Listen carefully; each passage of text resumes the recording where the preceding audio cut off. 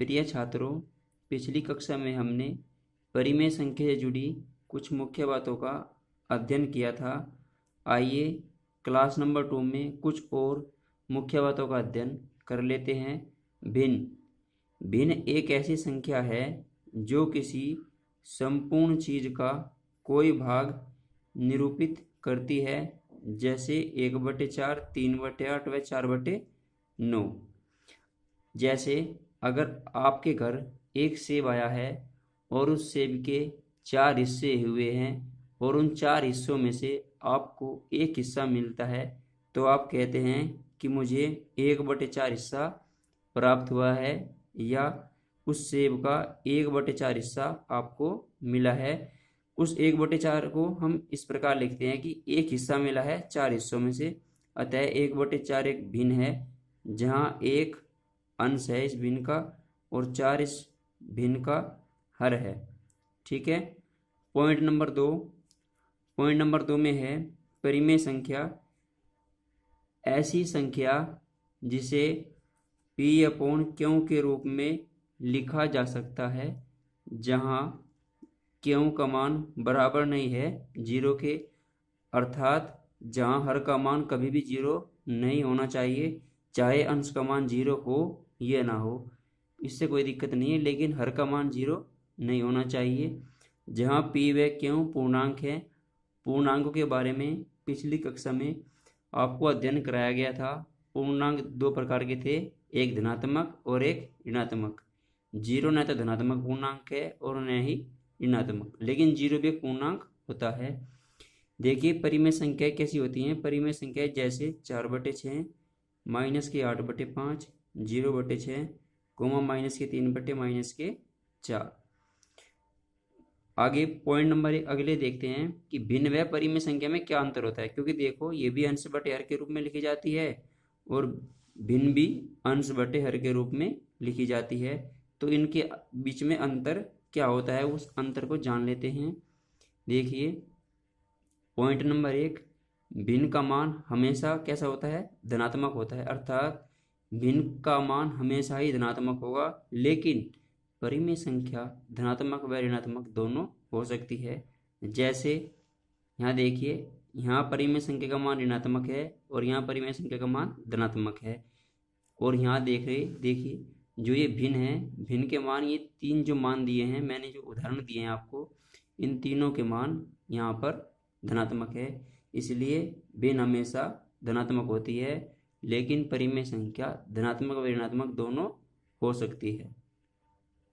Note में लिखा है कि प्रत्येक भिन्न एक परिमेय संख्या होती है, लेकिन प्रत्येक परिमेय संख्या एक भिन्न नहीं होती। इसका कारण ये है क्योंकि भिन्न का मान हमेशा धनात्मक होता है और भिन्न का मान जब धनात्मक होगा तो वह एक परिमेय संख्या अवश्य होगी, लेकिन परिमेय संख्या का मान ऋणात्मक होने के कारण यह परिमेय संख्या कभी भिन्न नहीं हो सकती। इसीलिए लिखा है प्रत्येक भिन्न एक परिमेय संख्या होती है, लेकिन प्रत्येक परिमेय संख्या एक भिन्न नहीं होती। जैसे 4/5, -4/5, यहाँ 4/5 एक भिन्न भी है और एक परिमेय संख्या भी है, लेकिन -4/5 सिर्फ एक परिमेय संख्या है, एक भिन्न नहीं है।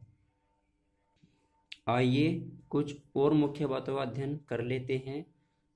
धनात्मक व ऋणात्मक पूर्णांकों का गुणन, अर्थात धनात्मक व ऋणात्मक पूर्णांकों का गुणन कैसे होता है या उनकी गुणा कैसे होती है, आइए जानते हैं। यहाँ देखिए +2 की गुणा +2, अर्थात धनात्मक संख्या की गुणा धनात्मक संख्या से की गई है, तो दोनों की गुणा क्या आएगी, धनात्मक आएगी। अर्थात प्लस की गुणा प्लस से क्या होती है, प्लस। प्लस इंटू प्लस बराबर क्या होता है, प्लस होता है।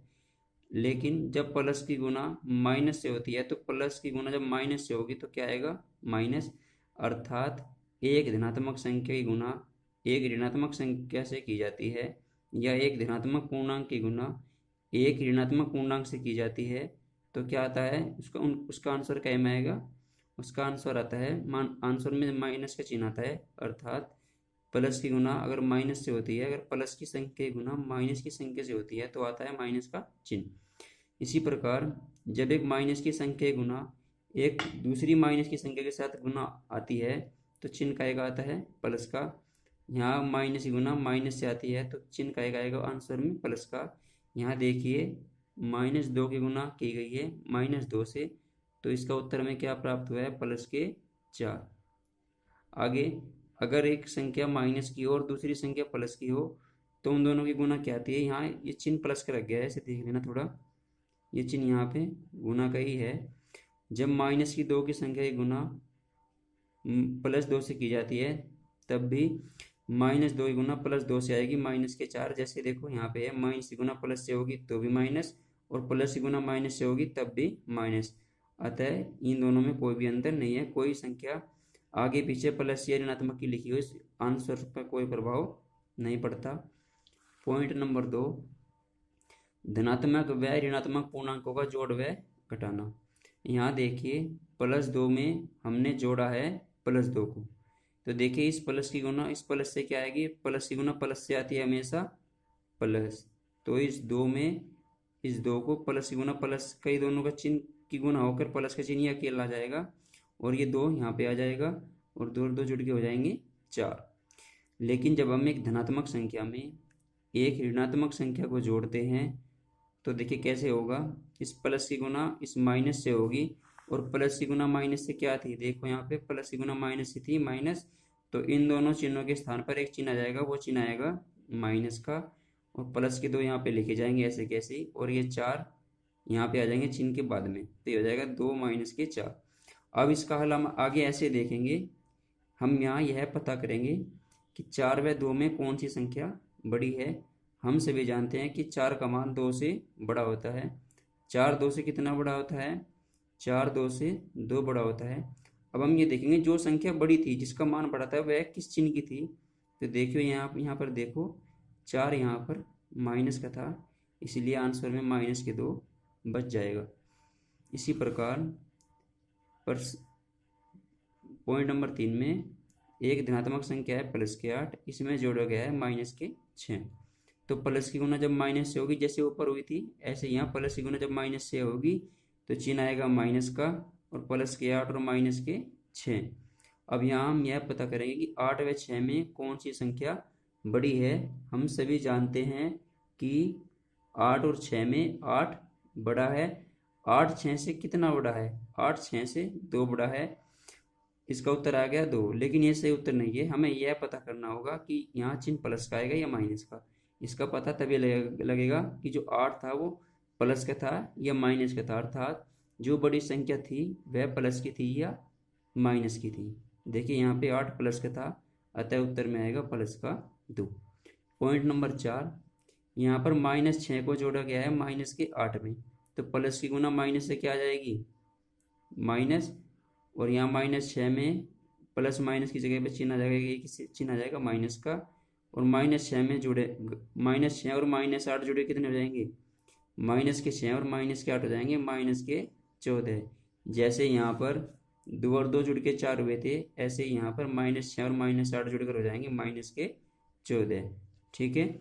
इसी प्रकार जब हम -58 में जोड़ते हैं 60, तो देखिए 60 और 58 में कौन बड़ा है, 60 और 58 में 60 बड़ा है। 60 58 से कितना बड़ा है, 2 बड़ा है। यहाँ 60 किस चिन्ह का था, यहाँ 60 प्लस का चिन्ह का था, अतः उत्तर में आ जाएगा प्लस के 2 या 2। ये क्या होगा इसका आंसर। अब आगे आता है धनात्मक व ऋणात्मक पूर्णांकों का घटाना। यहाँ देखिए पहले पॉइंट में दिया है प्लस के 2 में से हमें घटाना है +8, प्लस के 2 में से हमें घटाना है +8। माइनस की गुना प्लस से क्या आ जाएगी, माइनस आएगी, माइनस की गुना प्लस से माइनस होती है, हम सभी जानते हैं। और 2 में से क्या घट जाएगा, 8 यहाँ पे प्लस का था लेकिन इस प्लस माइनस से गुना होकर यहाँ चिन्ह आ गया माइनस का, अतः यहाँ 8 होगा माइनस का। और 2 और 8 में कौन बड़ा है, 8 बड़ा है। 8 2 से कितना बड़ा है, 8 2 से 6 बड़ा है। यहाँ 8 माइनस का था, इसलिए आंसर में चिन्ह आएगा -6 के साथ। यहाँ -3 में से घटाया गया है, देखो +6। यहाँ माइनस प्लस क्या होगा, माइनस, और माइनस प्लस जब माइनस हो जाएगा तो 6 के सामने चिन्ह आ जाएगा ऋणात्मक चिन्ह अर्थात माइनस का चिन्ह, और -3 और -6 कितने हो जाएंगे, जुड़कर दोनों हो जाएंगे -9। ठीक है।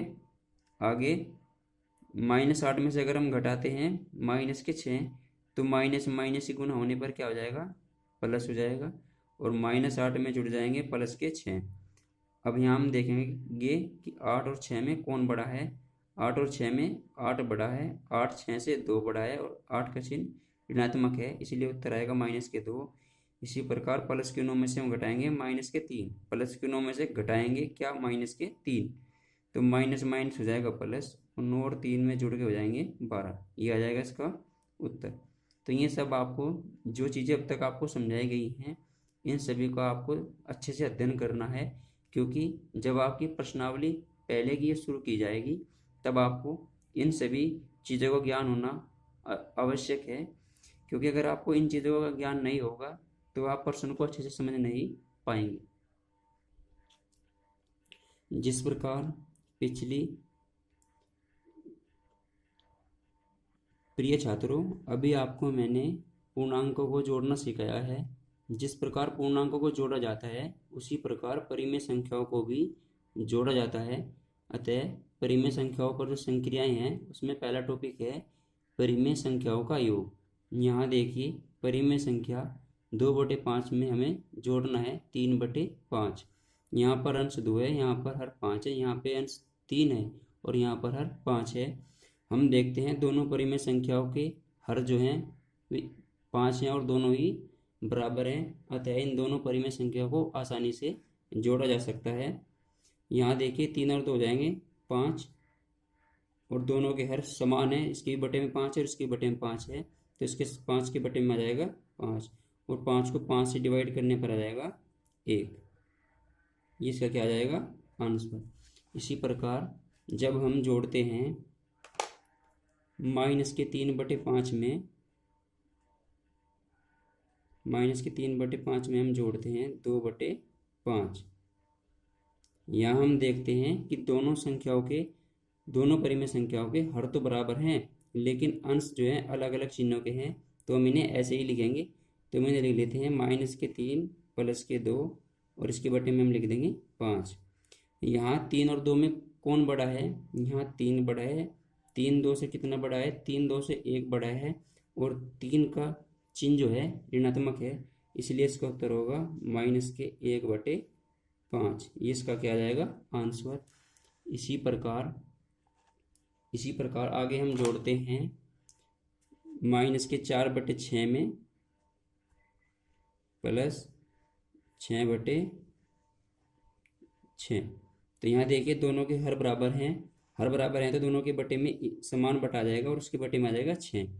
यहाँ -4 है और प्लस की गुना जब इस माइनस से होगी तो प्लस माइनस होगा माइनस, क्योंकि प्लस की गुना माइनस से मैंने अभी आपको बताई थी कि प्लस की गुना जब माइनस से होती है तो आता है माइनस। तो यहाँ आ जाएगा -4 और -6। ऊपर ये दोनों संख्याएं जो ऋणात्मक हैं दोनों आपस में जुड़ जाएंगी और हो जाएगा -10/6। इसको हम सरल कर लेते हैं, दोनों संख्याओं में ऊपर नीचे 2 से भाग दे देते हैं, तो ये हो जाएगा -5/3, क्योंकि 2 से 6 3 बार कटेगा और 2 से 10 5 बार कटेगा, तो माइनस का चिन्ह ऊपर ही रहेगा, -5/3।